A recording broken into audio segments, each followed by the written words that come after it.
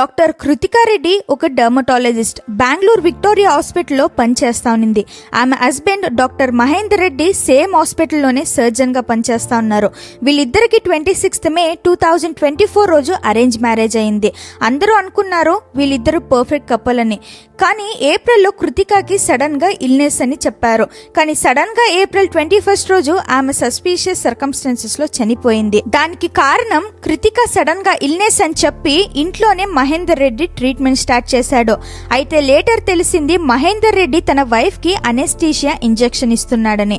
ఆ injection over dose అవ్వడం వల్ల తను చనిపోయింది. ఇంటెన్షనలీ డెత్ నార్మల్ గా కనిపించడానికి. కానీ ఫారెన్సిక్ రిపోర్ట్ లో డ్రగ్ ట్రేస్ దొరికిపోయింది. ఇప్పుడు పోలీస్ కేసు ఓపెన్ చేశారు. ఇన్వెస్టిగేషన్ జరుగుతుంది. ఫైనలీ మహేంద్రని అరెస్ట్ చేశారు. కేసు ఇప్పుడు కోర్టులో ఉంది. కానీ మహేందర్ రెడ్డి కృతికా రెడ్డిని చంపేశారు. కానీ ఇక్కడ రేజ్ అయ్యే క్వశ్చన్ ఏంటంటే, కృతికా రెడ్డి కూడా ఒక డాక్టర్. ఆమెకి అనెస్థీషియా ఇస్తా ఉంటే తెలియలేదా? మరియు ఆమెకి ఇల్నెస్ అని చెప్పి ఇంట్లో ట్రీట్మెంట్ స్టార్ట్ చేసిన మహేందర్ రెడ్డిని ఎవరు క్వశ్చన్ చేయలేదా? ఏదేమైనా కానీ ఇన్వెస్టిగేషన్ జరుగుతుంది.